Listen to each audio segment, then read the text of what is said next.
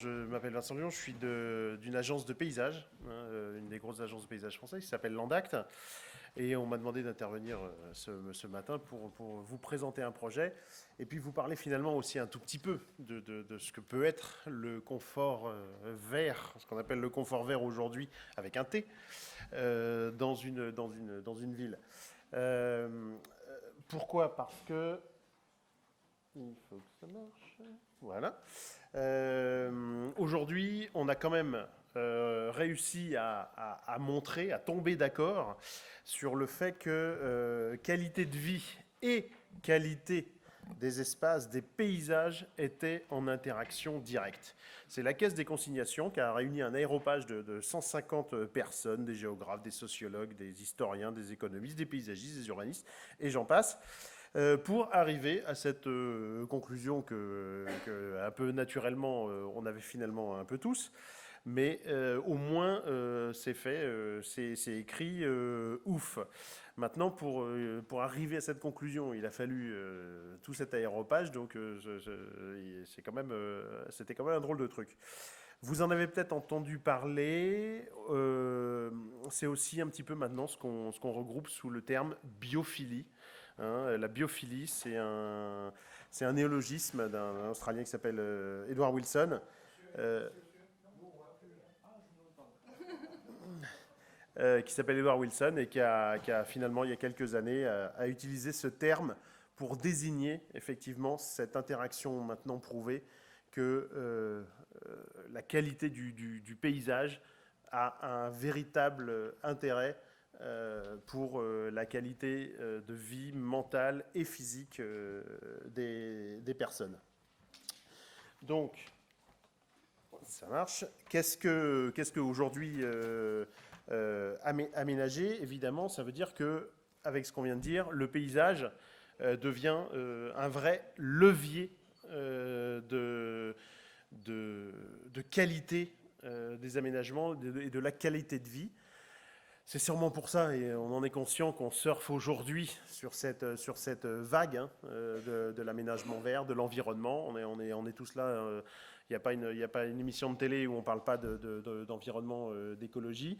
Donc effectivement, on en est conscient, ça en fait partie. Mais par rapport au vert, VE, 2RE, ça, si ça veut bien passer, c'était un de nos projets, effectivement, où vous avez beaucoup de bureaux derrière. C'était dans une ZAC à Bois-Colombes.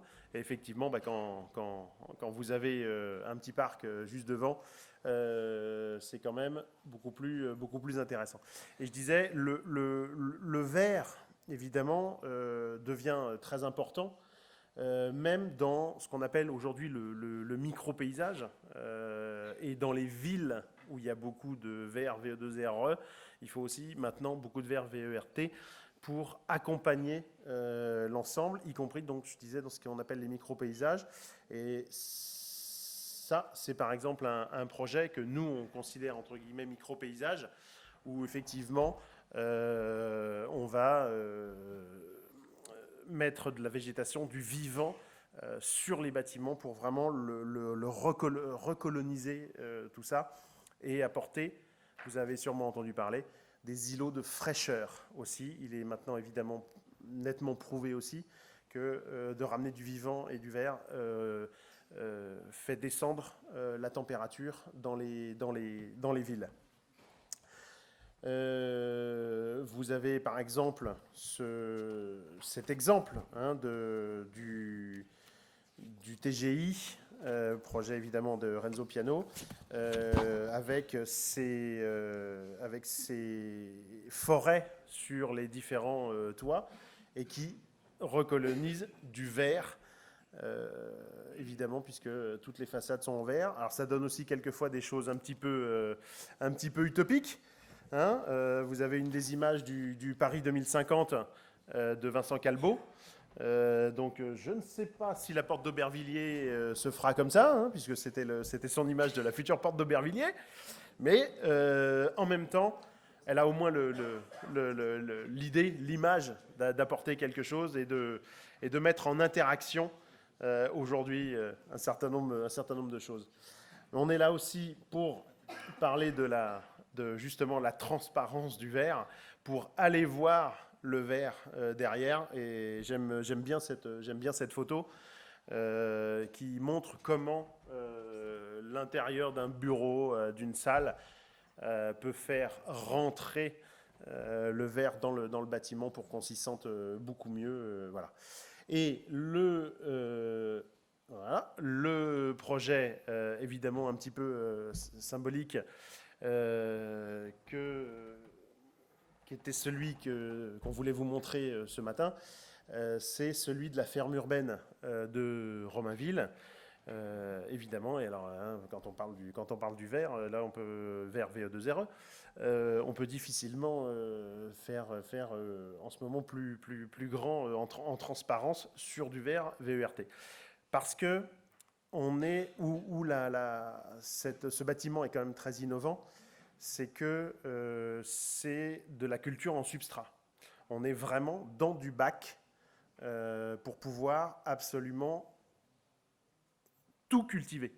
Dans les fermes, je ne sais pas si vous avez quelques notions d'agriculture urbaine, il y a aussi beaucoup d'hydroponie aujourd'hui.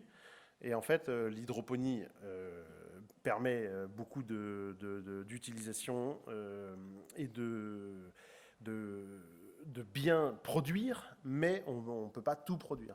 Là, évidemment, l'intérêt de la ferme et pourquoi elle est extrêmement innovante, c'est qu'on est vraiment en bac, en substrat, et qu'on peut produire tout ce qu'on veut. Alors, ça ne veut pas dire que c'est un modèle qui peut être reconduit partout. Elle marche parce que, enfin en tout cas en termes de projet et d'intégration, parce qu'elle a quand même vraiment été contextualisée dans le quartier. Elle était aussi le symbole d'une rénovation urbaine de quartier. Elle vient en entrée de quartier et elle joue avec les bâtiments qui sont autour, avec la lumière. Les deux, vous avez vu qu'il y avait deux ailes à la tour. Elles n'ont pas la même, évidemment, hauteur pour récupérer la lumière au maximum pour les plantations. Et après, tout le jeu aussi, même à l'intérieur de l'agronomie, et de dire que sur les façades les plus exposées, on aura les légumes qui demandent le plus de lumière, tandis que les légumes qui demandent le moins de lumière seront côté nord, etc., etc. Et on a évidemment même une champignonnière au sous-sol. Donc voilà les volumes. Et cette slide vous montre les principes, évidemment, de culture, simplement, avec les endroits où ça cultive. Et puis après, là, vous avez un schéma de comment sont installés les bacs. Bon, finalement, on les voit mieux après.